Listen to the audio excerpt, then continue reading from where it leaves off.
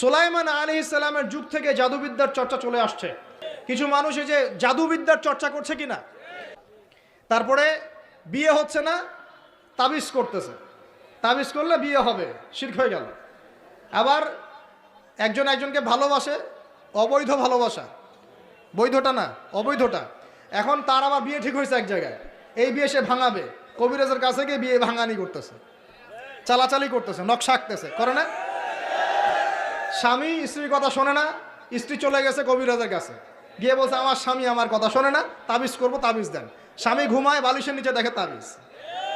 আছেন এরকম কুফরি কালাম? সবই শিরক। কেউ জাদুবিদ্যার চর্চা করতেছে মানুষ এখন। এবং বিশ্বাস করেন, আমি একটা নিউজ দিই আপনাদেরকে, এখন বিশ্বের একটা অংশের মানুষ সত্যি সত্যি ব্ল্যাক ম্যাজিক বা কালো জাদু করে।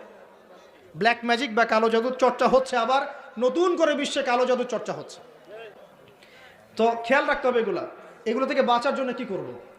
বাঁচার জন্য প্রতিদিন 5 ওয়াক্ত নামাজ, পবিত্র অবস্থায় থাকার চেষ্টা করা, সকাল সন্ধ্যার মাসনুন দোয়া কালামগুলো পড়বেন হিসনুল মুসলিম বই থেকে।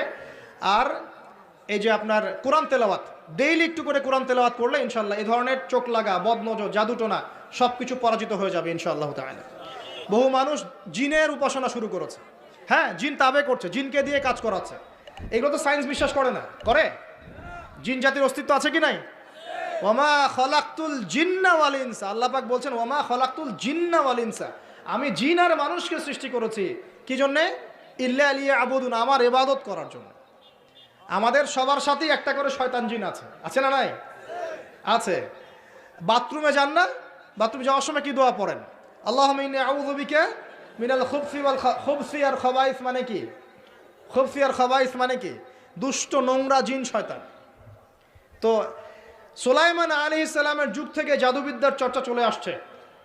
এবং আমাদের নবী মুহাম্মদ সাল্লাল্লাহু আলাইহি ওয়াসাল্লামকেও কিন্তু জাদু করা হয়েছিল, জানেন এটা? আমাদের নবী সাল্লাল্লাহু আলাইহি ওয়াসাল্লামের মাথার চুল মোবারককে নিয়ে জাদু করেছিল এক মহিলা, ঠিক আছে? এই জাদুর অস্তিত্ব ছিল একটা কূপের নিচে।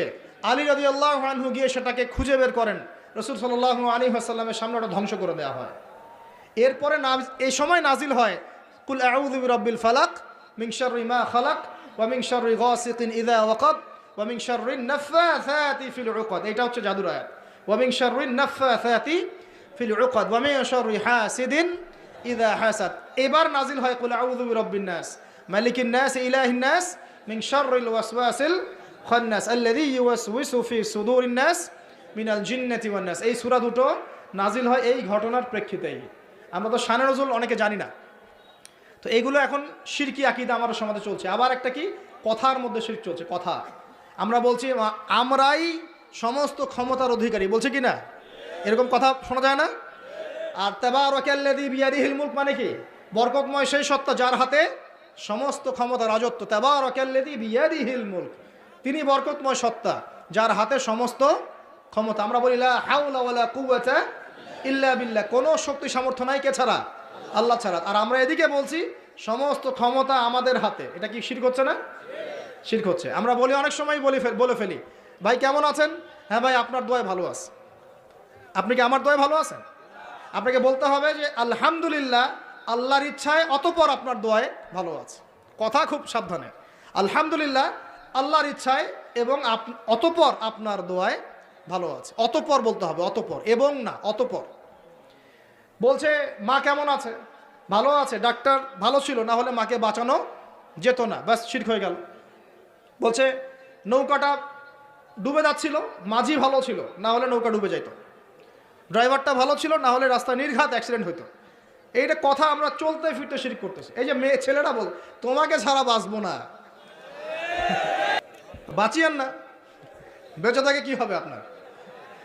যদি একটা মেয়ের জন্য জীবন দিয়ে দেন, তাহলে আল্লাহর জমিনে আপনি আল্লাহর জন্য কি করবেন? তো এই যে অনেক গানও আছে দেখবেন, অনেক গানের লিরিক্সগুলো, ম্যাক্সিমাম গানের লিরিক্সের মধ্যে দেখবেন শিরকি কথা আছে। খেয়াল করে দেখবেন, ম্যাক্সিমাম গানের লিরিক্সের মধ্যে শিরকি কথা আছে। হ্যাঁ, এই চাঁদ তোমাকে দিয়ে দিলাম, চাঁদ তোর বাপের। হ্যাঁ, তোমার জন্য তারা ছিনিয়ে এনে নিব, তারা কি তোর বাপের? তারা চাইলে ছিনিয়ে আনতে পারবে। মানে অনেক ক্ষেত্রে শিরক হচ্ছে। অনেকে দেখা যায় তোমার জন্যে মরতে পারি, এরকম কথা। আমি আসলে গানের লিরিক্স এখন বলতে পারবো না, কারণ এগুলো অনেক আগের কথা, যে জীবনে হয়তো যখন অনেক ছোট ছিলাম তখন হয়তো গান টান কানে আসতো আর কি। তো ওই লিরিক্স তো এখন মনে নাই, কিন্তু আপনারা একটু খেয়াল করে দেখবেন অনেক গানের লিরিক্স আছে এগুলো কিন্তু শিরকি কথা, আল্লাহর সাথে দ্রোহিতা হচ্ছে কি না? তো এই কথায় তিনটা ক্ষেত্র বললাম, কথায়, কাজে এবং চিন্তায়, এই তিনটা ক্ষেত্রে মুসলিম সমাজের মধ্যে এখন শিরক বিরাজ করছে। এটা আমাদের উম্মতের সবচেয়ে বড় সমস্যা। এখন কবরে আল্লাহ রাব্বুল আলামিন প্রশ্ন করবেন, ফেরেশতাদেরকে দ্বারা প্রশ্ন করাবেন। কি প্রথমটা? মান রব্বুক, তোমার রবকে। দুনিয়াতে কেউ যদি আল্লাহর সাথে শিরক করে থাকে সে কখনোই মান রব্বুক উত্তর দিতে পারবে না। দ্বিতীয় প্রশ্ন করা হবে মা দীনুক, এই দিন ইসলামকে যদি পরিপূর্ণরূপে কেউ গ্রহণ না করে, বিশ্বাস পোষণ না করে এবং আমলের চেষ্টা না করে, সে মা দীনুক উত্তর দিতে পারবে না। প্রশ্ন করা হবে মান হাযার রাজুল বুইসা ফীকুম, এই ব্যক্তিকে যাকে তোমাদের কাছে পাঠানো হয়েছে, সে যদি পৃথিবীতে দুনিয়ার জীবনে রাসূল সাল্লাল্লাহু আলাইহি ওয়াসাল্লামের সুন্নাহর উপর জীবন না গড়ে বা গড়ার চেষ্টা না করে, সে উত্তর দিতে পারবে না যে তিনি হচ্ছেন মুহাম্মদুর রাসূলুল্লাহ সাল্লাল্লাহু আলাইহি ওয়াসাল্লাম। তাহলে আমরা শিখতে পারলাম এই পর্যন্ত যে ইসলাম একটা পরিপূর্ণ জীবন ব্যবস্থা। পরিপূর্ণ মানে জীবনের প্রতিটা ডিপার্টমেন্টের হেদায়েত আছে। আর জীবনকে আমরা 6টা ভাগে ভাগ করলাম, দেখলাম যে কুরআন সুন্নাহয় হ্যাঁ প্রত্যেকটা বিষয়ের হেদায়েত আছে। আপনি ব্যক্তি জীবনের হেদায়েত চান, এই যে আয়াত, ইয়া আইয়ুহাল্লাযীনা আমানুত্তাকুল্লাহ হাক্কা তুকাতিহি ওয়া লা তামুতুন্না ইল্লা ওয়া আনতুম মুসলিমুন। ব্যক্তি জীবনে পরিপূর্ণ মুসলিম না হয়ে মৃত্যুবরণ করো না। পাওয়া গেল ব্যক্তি জীবনের হেদায়েত। আপনি সালাতের হেদায়েত চান, আল্লাহ পাক বলছেন আকিমিস সালাহ ওয়া আতুজ যাকাত, সালাত কায়েম করো, যাকাত দাও। আপনি অর্থনৈতিক হেদায়েত পেলেন, সালাতের হেদায়েতও পেলেন। কোরআন তেলাওয়াতের হেদায়েত চান, সেটাও আছে, ওয়াতলু মা উহিয়া ইলাইকা মির রাব্বিক, আছে কি নাই? আছে। আপনি এখন চাচ্ছেন যে পারিবারিক হেদায়েত চাচ্ছি আমি, সূরা তাহরিম খোলেন, 6 নম্বর আয়াত পড়ে দেখেন, আল্লাহ পাক বলছেন কু আনফুসাকুম ওয়া আহলিকুম নারা, নিজে জাহান্নামের আগুন থেকে বাঁচো, পরিবারবর্গকে বাঁচাও। আপনি চাচ্ছেন যে আপনি অর্থনৈতিক হেদায়েত চাচ্ছেন, আল্লাহ পাক বলছেন দেখুন ফাআহাল্লাহুল বাইআ ওয়া হাররামার রিবা, আল্লাহ ব্যবসা হালাল করেছেন, সুদকে হারাম করেছেন। কোন ডিপার্টমেন্ট চান? সবকিছু এখানে আছে।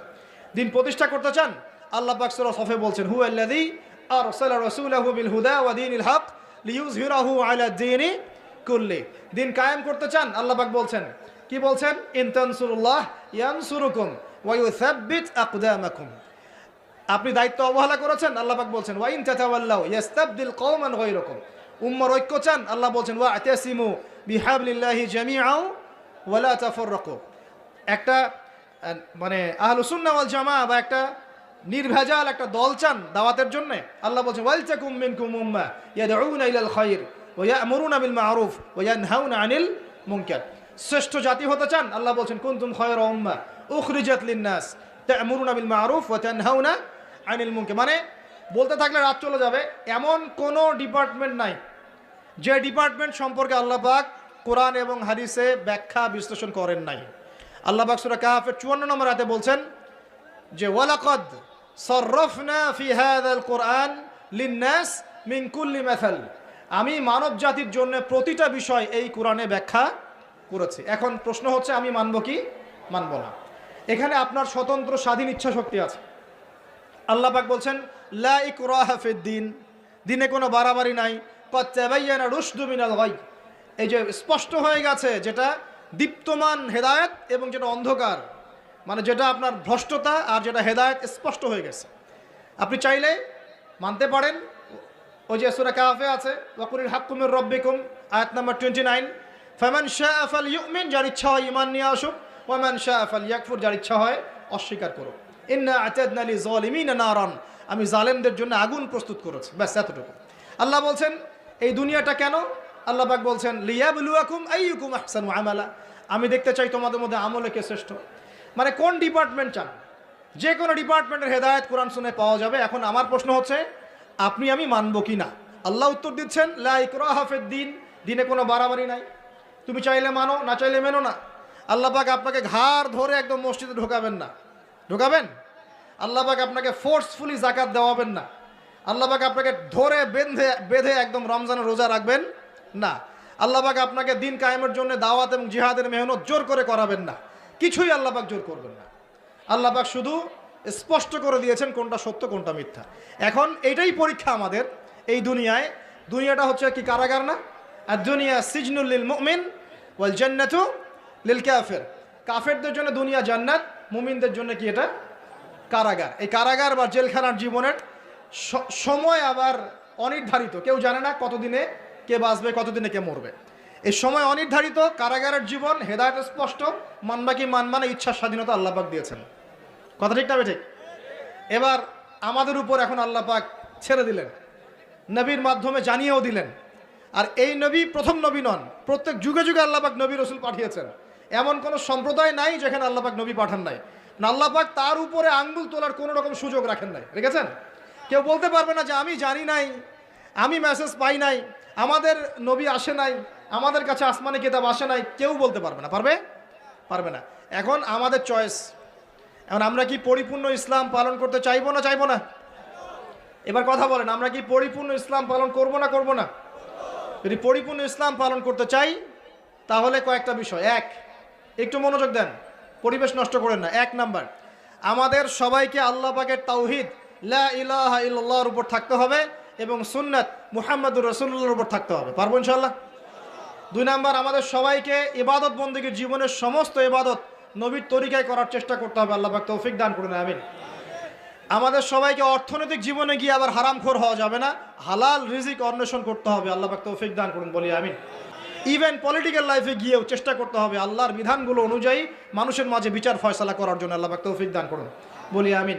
এবং সর্বোপরি দুনিয়া আখিরাতের যতগুলো ক্ষেত্র আছে, এই প্রতিটা ক্ষেত্রে রাসূলুল্লাহ সাল্লাল্লাহু আলাইহি ওয়াসাল্লামের দেখানো আদর্শ এবং তরিকা অনুযায়ী চলতে পারলে কবরেও শান্তি, দুনিয়াতেও সফল, হাউজে কাউসারের পানিও পাবো ইনশাআল্লাহ, রাসূল সাল্লাল্লাহু আলাইহি ওয়াসাল্লামের সুপারিশও পাবো ইনশাআল্লাহ, তার সাথে জান্নাতে থাকতেও পারবো ইনশাআল্লাহ। এবার দুটো দিকে ফোকাস করে আমি আলোচনা গোটাবো, খুব খেয়াল রাখেন, একটু মনোযোগ দেন, এই জায়গাটা খুব ইম্পর্টেন্ট। এই পুরো মিশনে শয়তান আমাদেরকে দুটো দিকে বেশি বিভ্রান্ত করছে। কয়টা দিক? দুটো দিক। এক, তারা শয়তান এবং তার অনুসারীদের কথা বলছি, তারা মুসলিমদেরকে জান্নাতের পথ থেকে সরিয়ে দেওয়ার জন্যে এক নাম্বার যেটা অস্ত্র হিসেবে নিয়েছে তা হলো শিরক। কি নাম? মানে শিরক যদি মুসলিমদেরকে করানো যায় তাহলে সে আল্লাহ পাকের রহমত থেকে বেরিয়ে যাবে। কারণ আল্লাহ রাব্বুল আলামিন একটা ওয়াদা করেছেন। কি ওয়াদা?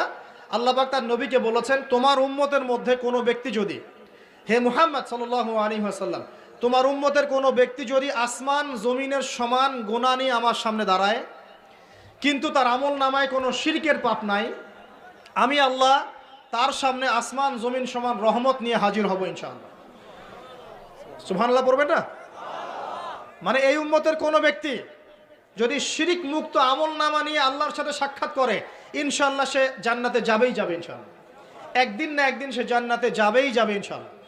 কিন্তু কারো আমল নামায় যদি শিরকের পাপ থাকে তাহলে আল্লাহ পাক বলছেন, ইন্নাল্লাহা লা ইয়াগফিরু আন ইউশরাকা বিহি ওয়া ইয়াগফিরু মা দুনা যালিকা লিমান ইয়াশা। আল্লাহ পাক তার সাথে শিরকের গুনাহ মাফ করেন না, এছাড়া যে কোনো গুনাহ যাকে ইচ্ছা মাফ করতে পারেন। একটা হাদিসে নবীজি বলছেন, যদি কেউ চুরিও করে, জেনাও করে, কিন্তু শিরক মুক্ত আমল নিয়ে আল্লাহর সামনে দাঁড়ায়, আল্লাহ তাকেও মাফ করে দিবেন ইনশাআল্লাহ তাআলা। এটাই সেই হাদিসের ব্যাখ্যা আসলে। লা ইলাহা ইল্লাল্লাহ যে ব্যক্তি মন থেকে পড়েছে, কলবের মধ্যে সরিষা দানা পরিমাণ ঈমান আছে, মানে শিরকের পাপ করে নাই, ইনশাআল্লাহ তাআলা আল্লাহ পাক তাকে জান্নাত দিবেন একদিন না একদিন ইনশাআল্লাহ। আল্লাহ পাক তাকে বলে শাস্তি দিতে পারেন, মাফ করাতে পারেন, কিছু আযাব দিয়ে হলেও আল্লাহ পাক তাকে জান্নাতে দিবেন ইনশাআল্লাহ তাআলা। এখন প্রশ্ন হচ্ছে,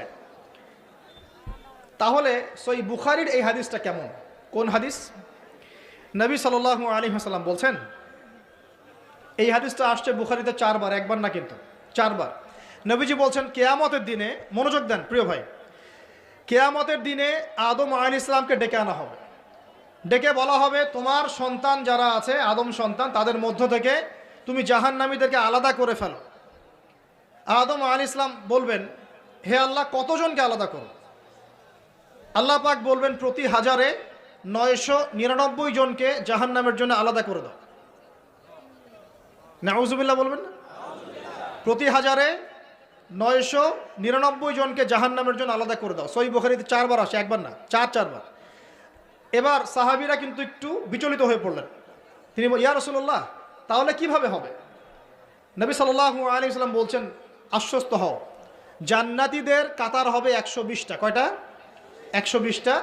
তার মধ্যে 80টা কাতার হবে আমার উম্মতে মুহাম্মাদের ইনশাআল্লাহ। এবং এই হাদিসটাও শোনালেন যে ব্যক্তি এই উম্মতের মধ্যে আল্লাহর সাথে শিরক না করে মারা যাবে, আল্লাহ পাক তাকে মাফ করে দেবেন ইনশাআল্লাহ। তাহলে প্রশ্ন, এত পার্সেন্টেজ, হিউজ পার্সেন্টেজ মানুষ কেন তাহলে জাহান্নামে যাচ্ছে? তাদের আমল নামায় কোন পাপটা থাকতে পারে যার কারণে তারা জাহান্নামে যাচ্ছে? উত্তর দেন দেখি।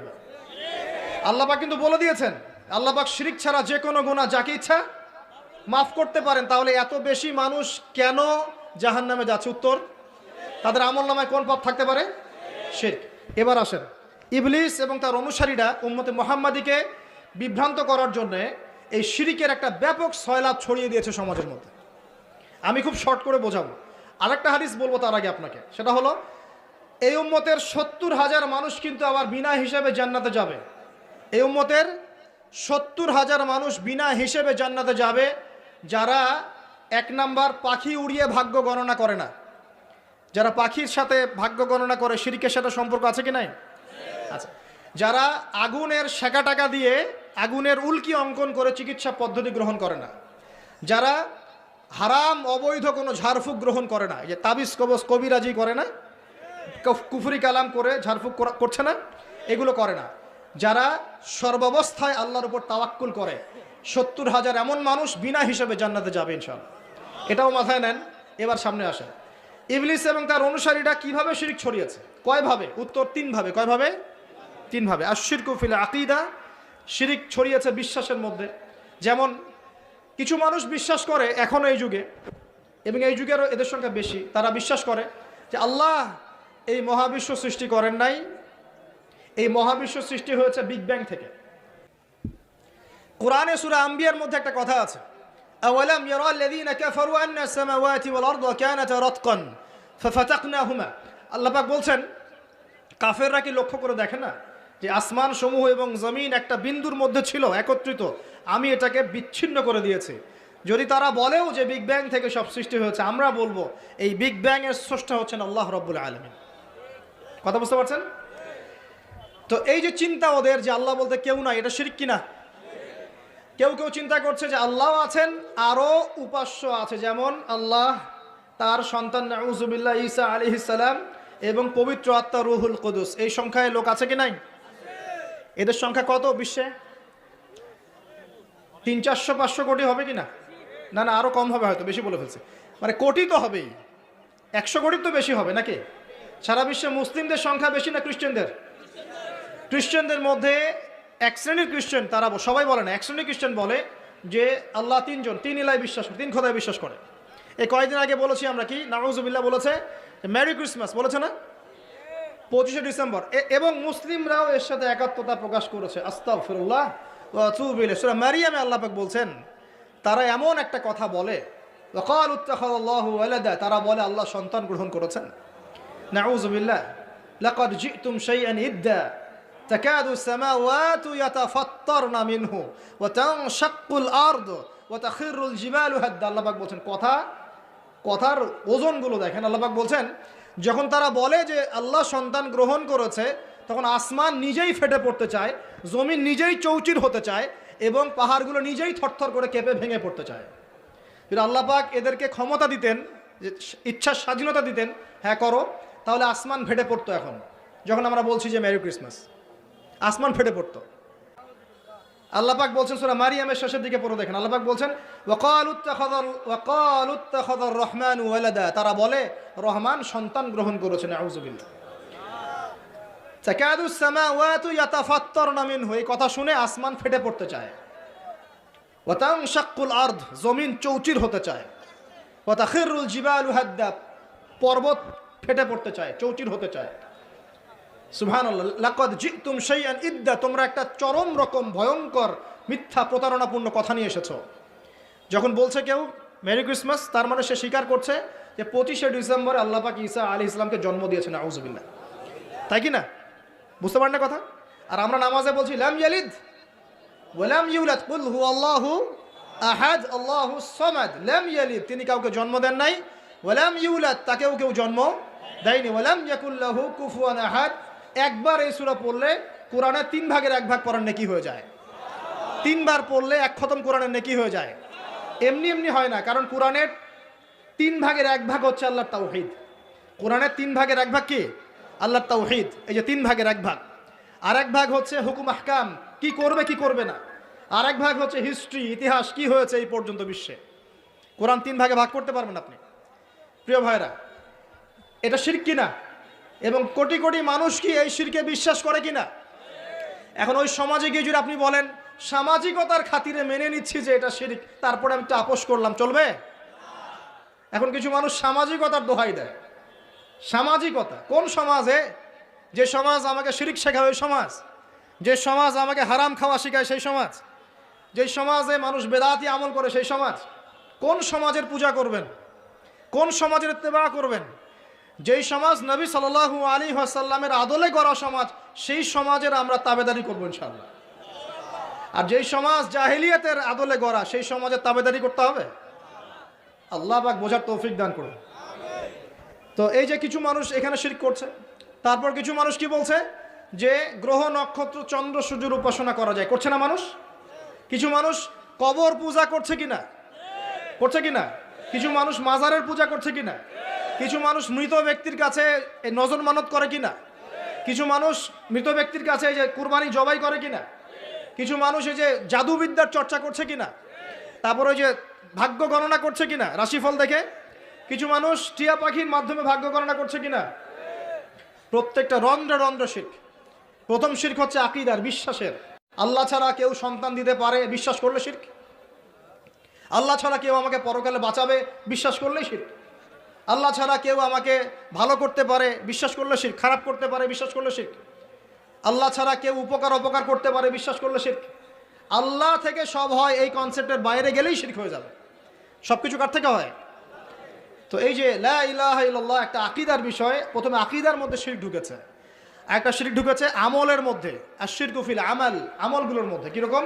এই যে আল্লাহ বাদ দিয়ে অন্য কাউকে সেজদা করা, আল্লাহ বাদ দিয়ে অন্য কারোর জন্য নজর মানত করা, আল্লাহ বাদ দিয়ে অন্য কারোর জন্য এই যে আপনি কুরবানি করছেন, হ্যাঁ, আল্লাহ ছাড়া অন্য কারোর কাছে দোয়া করছেন, সবই শিরক। এই যে আপনি হাতের মধ্যে একটা বালা পরে আছে, বালাটা খুলতে বললে খোলেন না, কেন খোলেন না? আপনার ধারণা এটা খুলে ফেললে আপনার ক্ষতি হবে, রোগ আর ভালো হবে না। এই যে আকীদা, শিরকি আকীদা, শিরকি আকীদা, টাটকা শিরকি আকীদাটা। যদি মনে করেন যে এটা খুললে, এই যে আংটি একটা পরেছেন, মনে করেন এই নিয়াতে পরে থাকেন যে এই আংটি পরার পরে আমার রোগ ভালো হবে, টাটকা শিরক এটা। এমনি যদি পড়েন সৌন্দর্য বর্ধনের জন্য পড়েছি, কোনো সমস্যা নাই, ইন্নামাল আমালু বিন্নিয়াত। কিন্তু যদি এই নিয়াতে পড়েন এই আংটিটা পরলেই আমার রোগটা ভালো হবে, খুললে আর রোগ ভালো হবে না, ব্যাস শিরক হয়ে গেছে। তারপরে বিয়ে হচ্ছে না, তাবিজ করতেছে, তাবিজ করলে বিয়ে হবে, শিরক হয়ে গেল। আবার একজন একজনকে ভালোবাসে, অবৈধ ভালোবাসা, বৈধটা না, অবৈধটা। এখন তার আবার বিয়ে ঠিক হয়েছে এক জায়গায়, এই বিয়ে সে ভাঙাবে, কবিরাজের কাছে গিয়ে বিয়ে ভাঙানি করতেছে, চালাচালি করতেছে, নকশা আঁকতেছে, করে না? স্বামী স্ত্রীর কথা শোনে না, স্ত্রী চলে গেছে কবিরাজের কাছে, গিয়ে বলছে আমার স্বামী আমার কথা শোনে না, তাবিজ করবো, তাবিজ দেন। স্বামী ঘুমায়, বালিশের নিচে দেখে তাবিজ। আছেন এরকম কুফরি কালাম? সবই শিরক। কেউ জাদুবিদ্যার চর্চা করতেছে মানুষ এখন। এবং বিশ্বাস করেন, আমি একটা নিউজ দিই আপনাদেরকে, এখন বিশ্বের একটা অংশের মানুষ সত্যি সত্যি ব্ল্যাক ম্যাজিক বা কালো জাদু করে। ব্ল্যাক ম্যাজিক বা কালো জাদুর চর্চা হচ্ছে, আবার নতুন করে বিশ্বে কালো জাদুর চর্চা।